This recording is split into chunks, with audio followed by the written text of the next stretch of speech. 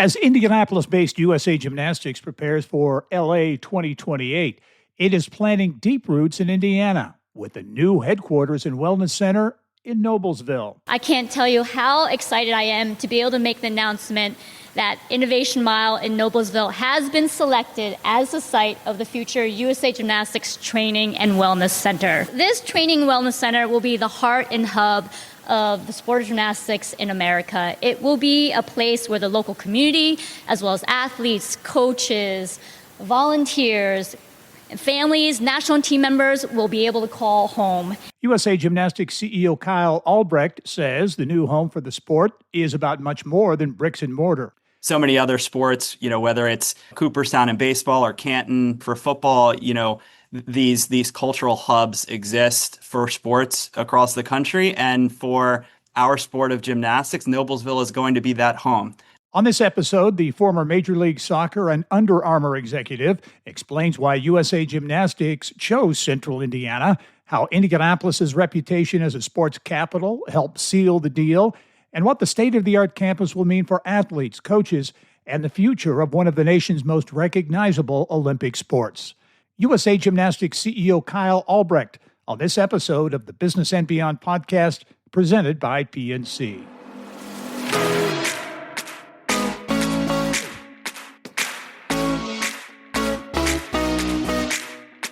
And I'm pleased to be joined on the podcast this week by Kyle Albrecht. Kyle is the CEO of USA Gymnastics, based here in Indianapolis, and soon will be under construction now on a new headquarters and training facility in Noblesville. A lot of excitement around that we'll talk about as well. But Kyle, thanks for joining me.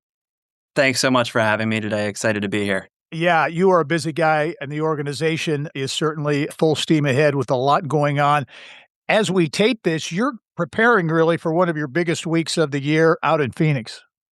Yeah, huge week coming up for USAG. So much of our community coming together next week in Phoenix for our National Congress and Trade Show. And that sits alongside our Xfinity U.S. Championships, which is a huge moment really for our entire gymnastics community to come together along with our elite athletes across both the men's and women's artistic space. So a lot of work going into next week. What is going to be, in your view, the feel, the vibe of the conversation as the community gets together? Certainly the organization has a lot of momentum, a lot of challenges in the rearview mirror that were several years ago. But how would you assess kind of the state of USA Gymnastics and how folks are feeling right now? Well, I feel very fortunate. The leadership that we've had, over the last number of years from, Lily, our prior CEO, as well as Catherine Carson, our board chair, and so many others here at USAG, but also more broadly in the gymnastics community that have really positioned us with such a strong foundation for future success. When I think about the world-class competitive success that we've had across disciplines, the incredible, passionate community of athletes, coaches, judges, our clubs, our fans, there really are incredible tailwinds for our organization with so many key initiatives that we have in motion. You mentioned the Training and Wellness Center, the build out of our commercial team, the runway that we have, which is really a once in a generation, window headed into LA 28. The sport is in a great place, and we're really excited about the opportunity ahead. All right, Los Angeles 2028, everybody's looking ahead to that. A number of storylines there. I got to ask you right out of the gate here about Simone Biles. Is she going to be back, do you think? We're going to see her in LA? Yeah, it's a question we get asked a lot. And obviously, Simone has done amazing things, at the Olympic level. And we're incredibly, grateful for all of the, competitive success we've had and all the contributions she's made to the sport. I think, we're all giving her the time that she needs to make her decision, and excited to hear, obviously, kind of how that turns out. But, our team, our high performance team, the group that we have here at USAG, not only from our staff, but also the athletes, we're really confident and excited about the development pipeline that we've been able to build, over the last number of years. And so we'll obviously welcome back and be excited, for any of the Olympians that we've had in the past to be, brought into the mix as we head into 2028, but also feeling, confident and excited about the development pipeline that we have, so it's a really great mix, I think, of, some of that veteran leadership from past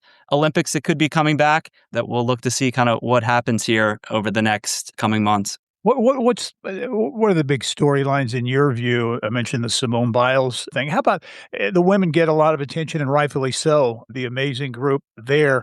A lot of interest in the men's team, though, and maybe carrying on momentum from Paris. Is that a big, maybe a focus area? Absolutely an area of focus, as we think about that men's team, and you mentioned it, the tremendous success that they had in Paris. And really, we've heard nothing but, I think, optimism about taking that success in Paris and really serving as a springboard for what's to come in LA. We've got a great, from a talent standpoint, a great group of athletes, but also a tremendous group of personalities. So, the kind of athletes we have there, we think, there are certainly stars that already have been made within that group and will only grow as we head into LA, both from an on and off the mat standpoint. So we're certainly excited to tell the story more broadly. We know, obviously all the success that the women have had, but to your point, we think the men are really going to break through and I think do some special things and become household names into LA and beyond. Yeah, the Olympics are always special, of course, but how special is it to have an Olympics here in America on home turf, so to speak? What's the feeling like in the anticipation? And maybe, I don't know if there's added pressure or not, but, to perform here at home. Sure. Yeah. I mean, look, the first, summer games here at home in the States in over 30 years. We know that gymnastics is going to be at the center of the Olympic conversation. And, for us, LA 28 can't be just a milestone. It has to be a moment to vault us into the next chapter of our organization. And so as we think about planning, of course, you mentioned all the eyeballs and the pressure that will be on that moment. And we are certainly doing all the necessary things to prepare for that moment, but also make sure that we're planning for the future and utilizing LA 28 as an opportunity to grow participation and fandom and grow membership, grow partnerships, and, more broadly, the resources for our organization such that we're really, propelling USA Gymnastics even to new heights beyond LA 28.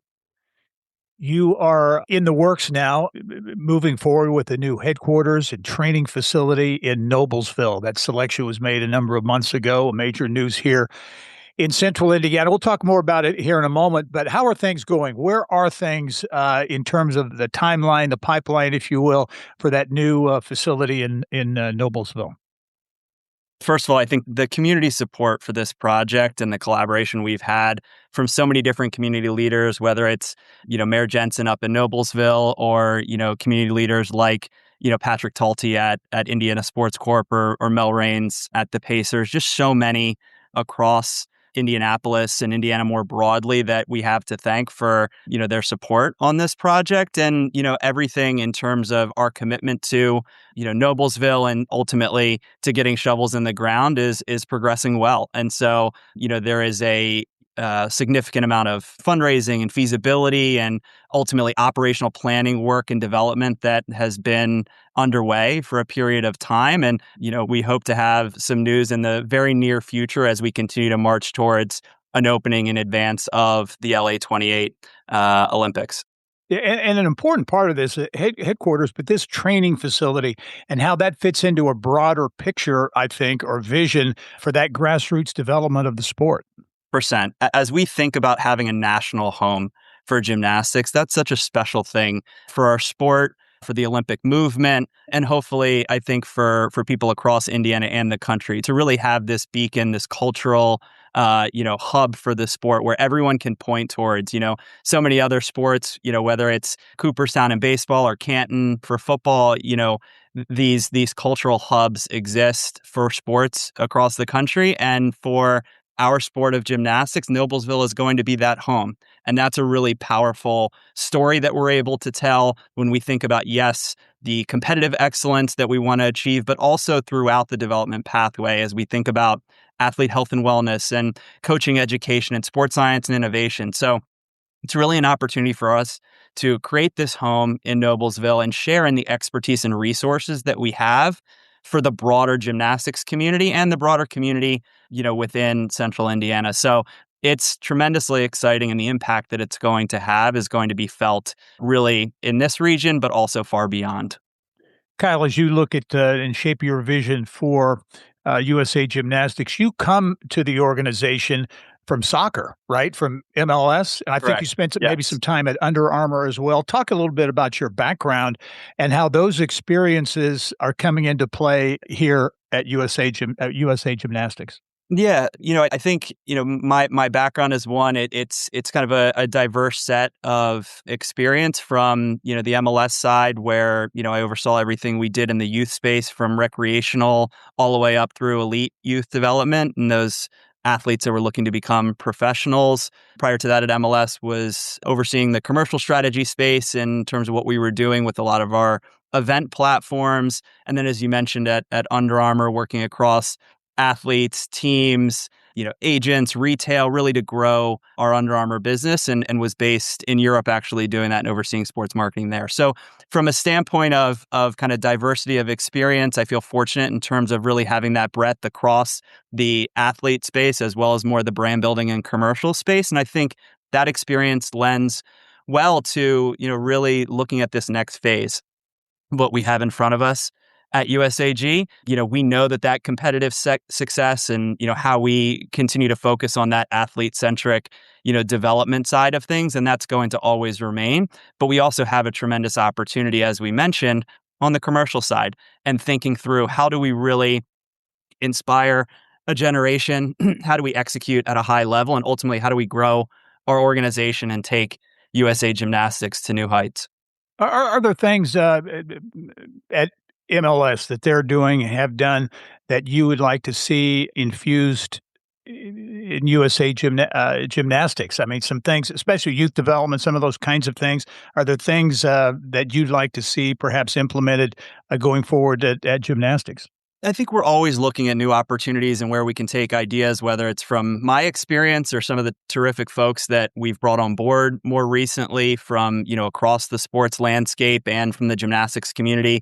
I think one interesting thing we're looking at, especially as we know that the numbers in terms of interest and awareness and participation for gymnastics will grow here headed into and beyond 28, is how do we look to really cultivate a new generation of gymnasts on the back of LA28. So USAG has traditionally, been known as a competitive, development pipeline in terms of a lot of our programming. How do we look at expanding access to the sport, expanding our offering, partnering, and adding value to our clubs, more so to your point at the grassroots level, such that we can really invite more people under the tent and hopefully lend some of the expertise and support that USAG is known for. And so if we can do that throughout that, call it, participant journey, from the entry levels all the way up through the more competitive development focused areas, we feel like that's a real opportunity for us, knowing that there's just going to be tremendous eyeballs on the sport here over the next number of years. As you look at opportunities, you talk about the grassroots development. What, in your view, are real opportunities out there for USA Gymnastics that you would really like to capitalize on?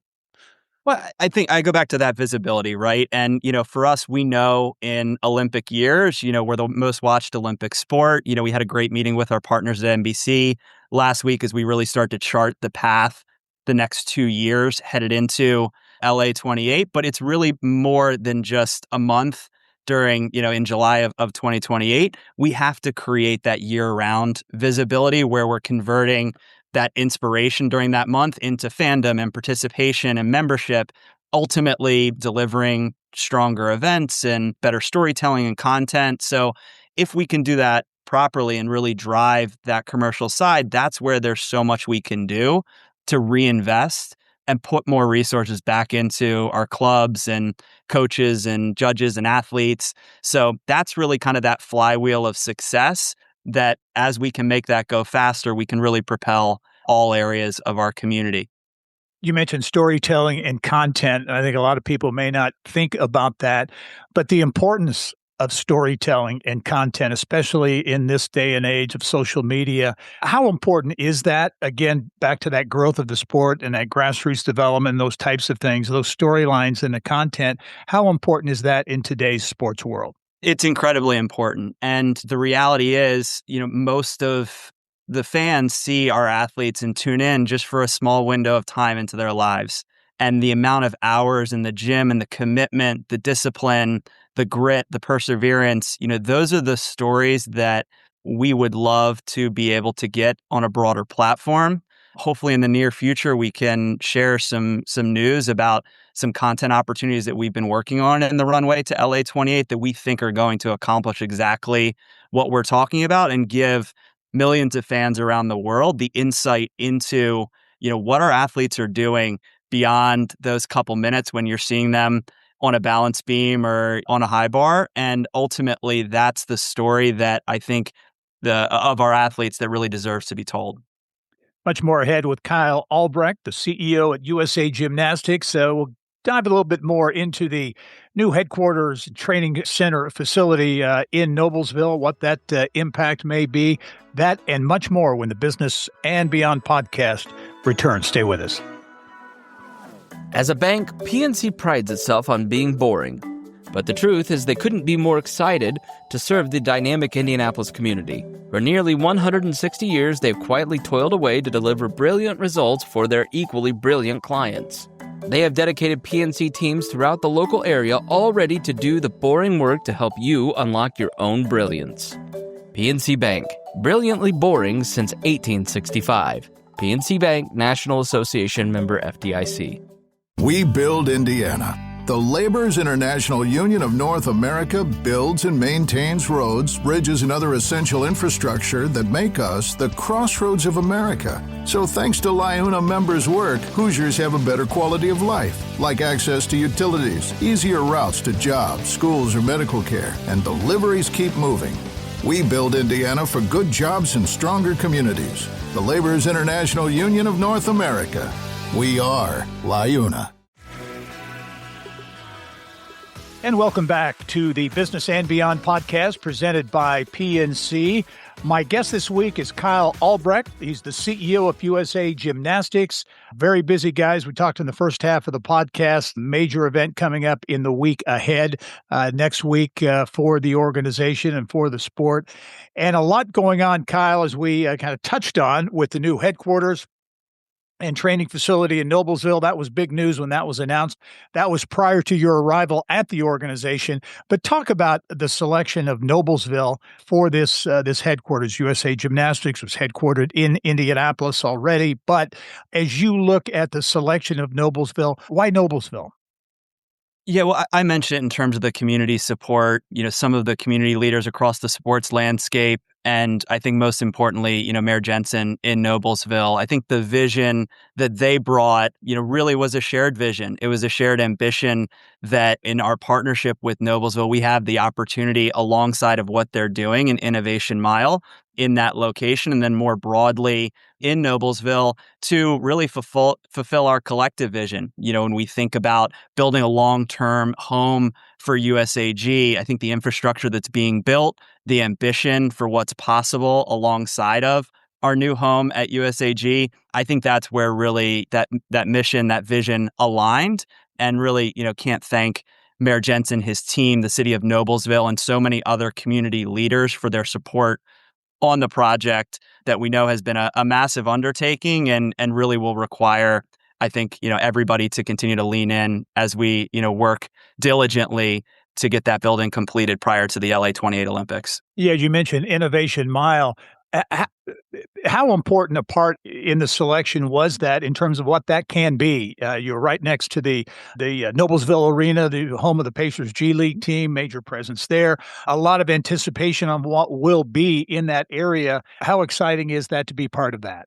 Yeah, well, I won't steal the mayor's thunder because I know he's got significant plans that he's on the way to, I think, sharing more broadly. And, it's an ambitious project, and that's the type of stuff we want to be associated with. So certainly for those that have been up to the new arena in the last year, Riverview Health Arena where the Boom play, that's just a first class experience and arena. And congratulations to everybody that's been associated with that project. So I think to be alongside a facility like that with, as mentioned, some of the stuff that the mayor and the city have planned in that area, that's really the environment that we want to be in. Our athletes perform at the highest level in the world, and that's the kind of facility and environment that we want to seek to deliver. And we believe Noblesville is able to do that alongside us. Yeah, give folks a kind of a thumbnail description, if you will, of the facility. What's going to be taking place there? Because there'll be a lot of high-profile people in and out of there. This is going to be a hub of activity. Give us a description of the new headquarters and training center. Yeah, so I think first and foremost, having a home for our national teams is going to be amazing. We host dozens and dozens of national team camps across our disciplines on an annual basis throughout the year. And, right now those happen at different locations across the country. But again, as I mentioned previously, the opportunity to centralize that and really give everyone a heart and a hub for our sport when our national teams come and train, that's going to be super powerful when, the elite gymnast thinks about, okay, how do I get to Noblesville? How do I get to the training and wellness center? Because that really is that beacon at the top of the sport from a training standpoint. So that's more the elite, training and development side. And we look forward to being able to invite so many others in beyond just the elite side. We'll have camps at the development level where folks can come and participate and get that experience from our USAG staff. We'll have community days and the opportunity at scale to be able to invite in folks from all different areas of the community. And that's maybe those individuals who have tried gymnastics and, they're at the early stages of their gymnastics career, or maybe those that have never tried the sport and simply want to have that experience. We believe gymnastics can be such a tremendous introduction to sport more broadly. We talk a lot internally about this idea of where does your handstand take you, and whether or not athletes that start and come to the training and wellness center and go on to be Olympians. Obviously, that would be amazing. But, we're obviously optimistic as well about so many others that'll come in and do other great things in life, that maybe not reaching Olympic status, but still have such tremendous success with gymnastics as a foundation. Yeah, and to your earlier point, I guess this is really going to be a hub for the development of the sport, in a number of areas, right? Absolutely. Absolutely. Look, development is what we do. That is so core to us at USA Gymnastics. And so, we'll have that opportunity for development again throughout all levels, from the entry recreation level all the way up through the elite level. And it'll be across disciplines. So that's the other thing that I think is really beautiful about what we're building with the Training and Wellness Center. It won't just be restricted to one discipline. There'll be space and dedicated gyms for each of our disciplines, from a health and wellness standpoint, having nutrition or education resources on site. It's really going to be the holistic view of the athlete that we're going to be able to have anybody experience that comes through the Training and Wellness Center in Noblesville. How important is it to be located in an area, in a region that is so sports rich, if you will? I know the Indiana Sports Corporation has coined the phrase, the city where champions are crowned, the big time events, the volunteer effort, again, that ecosystem here that supports sports. How important is that to be headquartered here? Yeah, I mentioned obviously some of the support we've gotten from the community and sports leaders. I think, anyone who knows sport, who has followed it, you mentioned Indy Sports Corp, they know and understand and appreciate the deep sports infrastructure that Indianapolis has. And at the end of the day, I think this collaborative culture that has been created that I think is more than just a sort of economic engine. It's a true community driver and a community asset. And when sports is thought of in that manner, when you think about the proven record that Indianapolis has across, hosting major sports organizations, whether it's us or track and field or the NCAA or so many others, or hosting major events, I think, second to none in the country is Indianapolis when it comes to Final Fours or NFL combines, or, I know the Olympic trials is here for swimming. Really, Indianapolis, I think, has built that tremendous reputation, and it's a tribute to how they approach sport more broadly. And again, we're really excited about, and me personally excited about, calling Indianapolis and Central Indiana our home. And it's really a key contributing factor to why we made the choice to go with Noblesville at the end of the day for our training and wellness center. Kyle, as you look at, and again, grassroots development of the sport's a big part of what we're talking about here. As you look at challenges or barriers that maybe are keeping more kids from participating in gymnastics, and I think you could make the case across other sports as well, but what are those barriers? Is there cost involved and travel and all those types of elements that come into it? What are the barriers, the challenges facing families as, getting their kids into gymnastics?